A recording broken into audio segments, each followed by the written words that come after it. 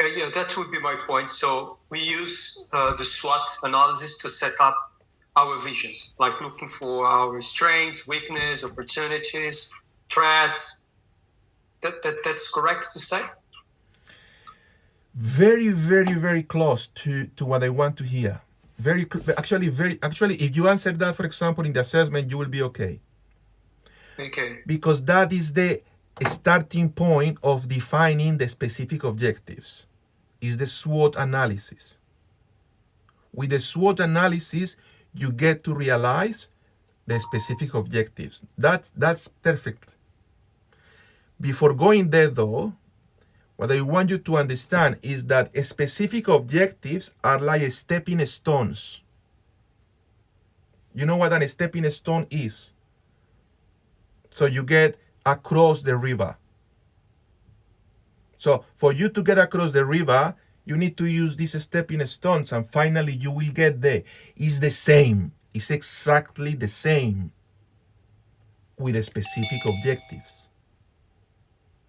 Which means, and this is what is not in the marketing book, which means that you cannot fail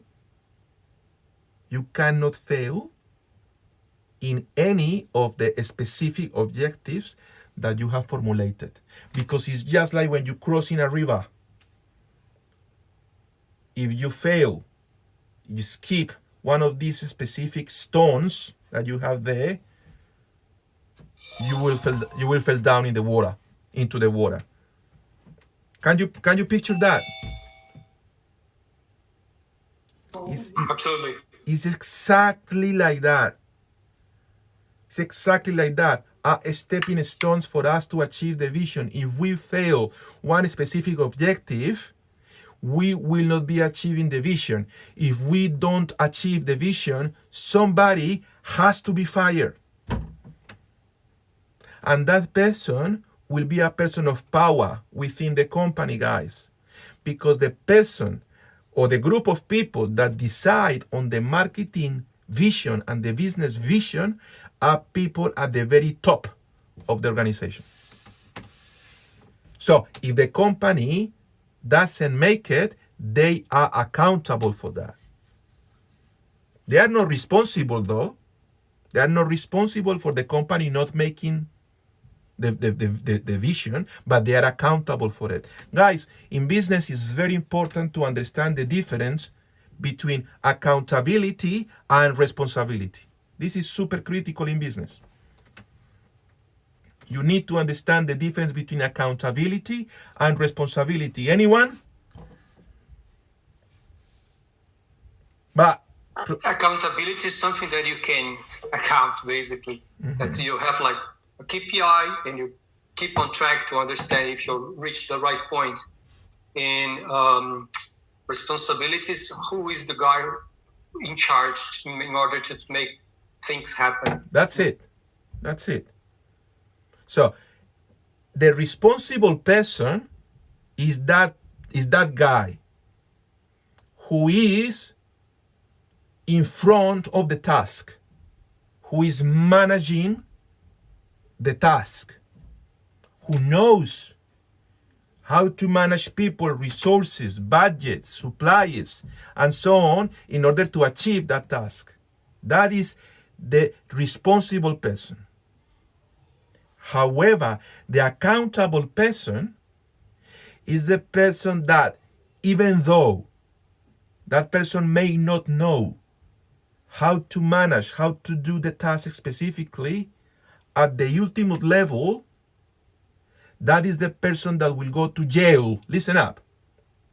That is the person that will go to jail if something wrong happens with that execution. So, that's why I'm telling you guys, in business, the difference between accountability and responsibility is super important, because responsibility is here at first level, here. And then on top of it, you have accountability. So managing directors of companies,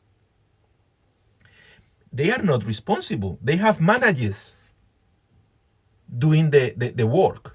And the managers are the responsible people. But the people at the board, at corporate level, at OPCOM level, at the board, they are accountable. And if something goes wrong, they are accountable. What does it mean? They need to say, it is my fault, I will pay for the consequences. The manager was just doing his or her work. Yes, she was responsible, but at corporate level, she doesn't have accountability for this. That is why it's super critical to achieve the vision, because the accountable person for a company to achieve its vision is not the marketing manager, is the marketing director or the managing director of a company.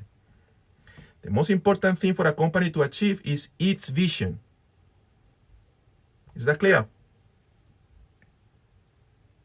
Awesome.